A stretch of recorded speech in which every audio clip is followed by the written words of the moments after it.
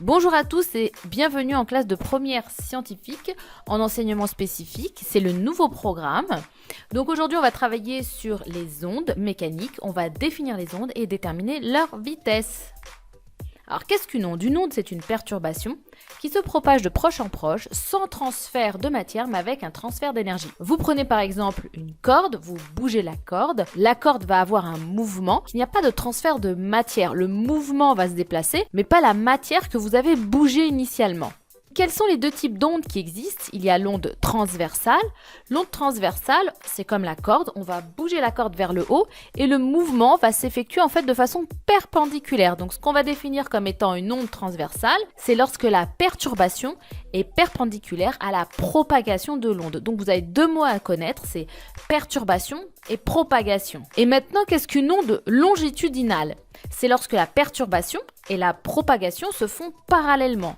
Par exemple, un élastique. Donc j'étire un élastique et le mouvement va se faire sur l'ensemble de l'élastique. Quel type d'onde existe-t-il? Donc on va définir d'abord les ondes progressives.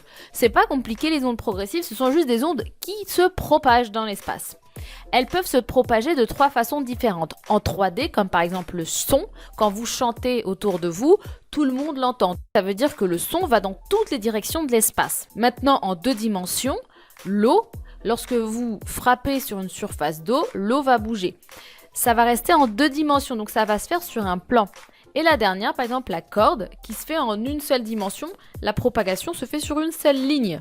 On va parler d'une onde progressive matérielle lorsque l'onde va se propager dans un milieu matériel, c'est-à-dire un milieu fait de matière. Elle ne peut pas se propager dans le vide. Par exemple, le son ne peut pas se propager dans le vide. Maintenant, on va chercher à déterminer la célérité d'une onde. Alors, comment on va faire ça? Prenons une corde. Puisqu'une corde, c'est en une dimension, c'est ce qu'il y a de plus simple. On va démarrer le mouvement de notre corde à T0.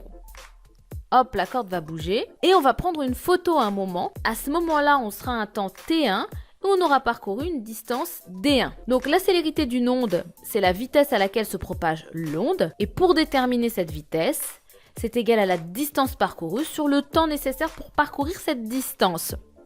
La vitesse, elle est en mètres par seconde, la longueur, elle est en mètres, et le temps sera en secondes.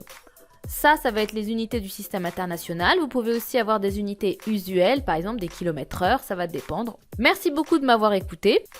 On se retrouve à la séance d'exercice pour calculer la vitesse d'une onde. Je vous invite aussi à regarder les autres vidéos, à liker, à partager. Merci, au revoir.